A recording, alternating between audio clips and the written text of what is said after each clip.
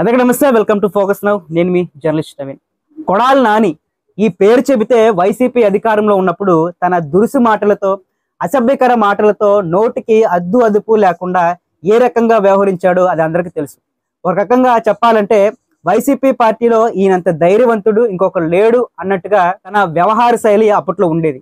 కానీ ఎప్పుడైతే YCP party ఓడిపోయిందో, కూటమి అధికారంలోకి వచ్చిందో, అప్పుడు కొడాలి నానిపై వస్తున్నటువంటి కేసులు, ఆయన చేసినటువంటి అవినీతి కానివ్వండి, దౌర్జన్యాలకు కానివ్వండి, ఆయన మీద వరుసగా వస్తున్నటువంటి కేసుల నేపథ్యంలో అదే కొడాలి నాని వైఖరిలో చాలా తేడా వచ్చినట్టుగా కనిపిస్తుంది. ఎప్పుడైతే కేసులు మొదలయ్యాయో, ఎప్పుడైతే వల్లభనేని వంశీ, బోరిగడ్డ అనిల్ అంటే నోరు ఉంది కదా, అది ఎటైనా తిరుగుతుంది కదా అని నోరేసుకుని ఎగబడిపోయిన లాంటి నాయకులు అరెస్ట్ అయ్యి జైల్లో ఉన్నారు. అప్పటి నుంచి కూడా ఈయన పరారీలో ఉన్నాడు. ఏ కేసులో ఎప్పుడు తనని అరెస్ట్ చేస్తారో అనే భయంతోనే ఇన్ని రోజులు గడిపారు కొడాలి నాని. గతంలో పులి అనిపించుకున్న కొడాలి నాని ఇప్పుడు పిల్లిలాగా తన వ్యవహార శైలిని మార్చేసుకున్నారు. ఏడాది కాలంగా గుడివాడకి దూరంగా ఉన్న కొడాలి నాని, బుల్లెట్ పై సెలబ్రిటీ యాంకర్లని తిప్పే కొడాలి నాని ఇప్పుడు ఎలాంటి హంగామా లేకుండా స్కూల్ పిల్లకాయ లెక్కన చేతులు కట్టుకుని దిగువ కోర్టులో బెయిల్ కోసం స్వయంగా హాజరయ్యాడు. రావి వెంకటేశ్వరరావు వస్త్ర దుకాణంపై దాడి కేసులో ముందస్తు బెయిల్ కోసం దరఖాస్తు చేసుకోవడానికి గుడివాడలోని దిగువ కోర్టుకు వచ్చాడు కొడాలి నాని.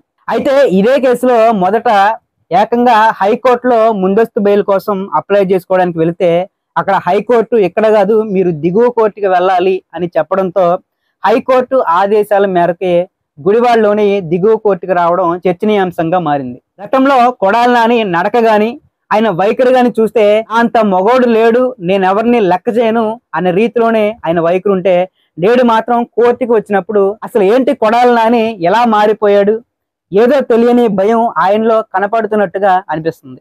అంతేకాకుండా ప్రజలకు గాని కోర్టులో కానివ్వండి ఒక సింపతిని క్రియేట్ చేసుకోవడం కోసం తాపత్రయపడుతున్నట్టుగా అనిపిస్తుంది. తన ఛాతీ చుట్టూ ఒక బెల్ట్ ని చుట్టుకొని కనిపించారు.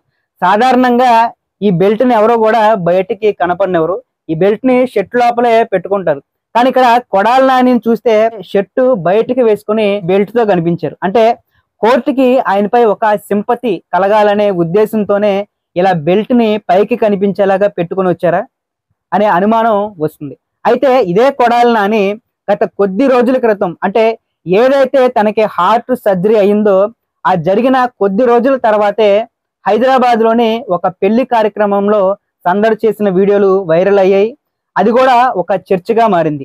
అయితే ఆ వీడియోలో చూసినట్టయితే నిన్న కోర్టులో కనిపించినట్టుగా అక్కడ ఎలాంటి బెల్ట్ కూడా పైకి కనిపించేలాగలేదు.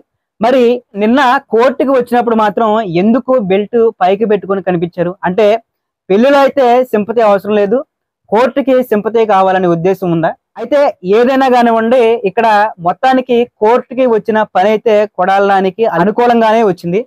కొడాలి నాని వేసినటువంటి యాంటిసిపేటరీ బెయిల్ కోర్టు శాంక్షన్ చేసింది. అయితే కండిషన్ తో కూడినటువంటి బెయిల్, అంటే వారానికి 2 సార్లు సంతకాలు చేయాలి అనేటువంటి కండిషన్ తో ఈ బెయిల్ కోర్టు ఇచ్చింది. కానీ ఆ బెయిల్ మాత్రం ఈ ఒక్క కేసులోనే, ఏదైతే రావి వెంకటేశ్వరరావుకి సంబంధించిన దాడి కేసు ఉందో దానికి మాత్రమే యాంటిసిపేటరీ బెయిల్ వచ్చింది.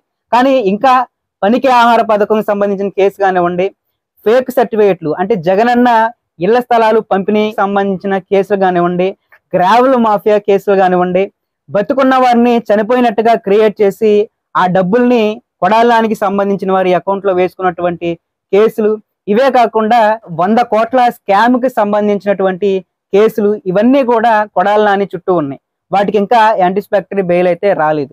అయితే అసలు కొడాలి నాని ఇంతలా ఎందుకు భయపడుతున్నారు? ఒక్క రావి వెంకటేశ్వరరావుకి సంబంధించిన కేసులో మాత్రమే ఎందుకు ఈయన యాంటిసిపేటరీ బెయిల్ కి అప్లై చేశారు అంటే, ఈ కేసులో కొడాలి నానికి సంబంధించిన 16 మంది కొడాలి నాని అనుచరుల్ని గతంలో అరెస్ట్ చేశారు. వీరిప్పుడు బెయిల్ పైన బయట ఉన్నారు. అయితే వీళ్ళల్లో కొంతమంది కొడాలి నాని చెప్పడంతోనే ఈ దాడి చేశాము అన్నట్టుగా పోలీసుల విచారణలో అంగీకరించారు. ఇదే ఆయనకి మరింత చిక్కులు తెచ్చిపెట్టింది, మరింత భయాన్ని కూడా ఇందుకే ఆయనకు వచ్చింది. ఇది ఎలా ఉంటే, నిన్నటి వరకు పరారీలో ఉన్న కొడాలి నాని ఇప్పుడు గుడివాడలో ప్రత్యక్షమయ్యారు. ఇప్పటి వరకు కూడా పోలీసులు లుకౌట్ నోటీసులు, కనబడితే అరెస్ట్ చేస్తాం, ఇలాంటి డైలాగ్స్ చాలానే ఎప్పటి వరకు వింటూ వస్తున్నాం. దీన్ని పక్కన పెడితే ఇప్పుడు డైరెక్ట్ గా గుడివాడలోనే కొడాలి నాని రావటం, కోర్టులో ఒక కేసుకు సంబంధించి యాంటిసిపేటరీ బెయిల్ తీసుకోవటం, ఇంకా మిగిలిన కేసులు ఉన్నాయి. మరి వీటి మీద పోలీసులు ఎప్పుడు యాక్షన్ తీసుకోబోతున్నారు? కేసులు, అరెస్టులు ఇదంతా హడావుడి వరకేనా? చర్యలు ఏమైనా ఉండబోతున్నాయా? అంటే పోలీసులు ఎందుకింత సమయం తీసుకుంటున్నారు? నిజంగా చేసిన నేరాలకే కదా వీళ్ళ మీద కేసులు పెట్టింది. వాటికి సాక్ష్యాలు కూడా ఉన్నాయి.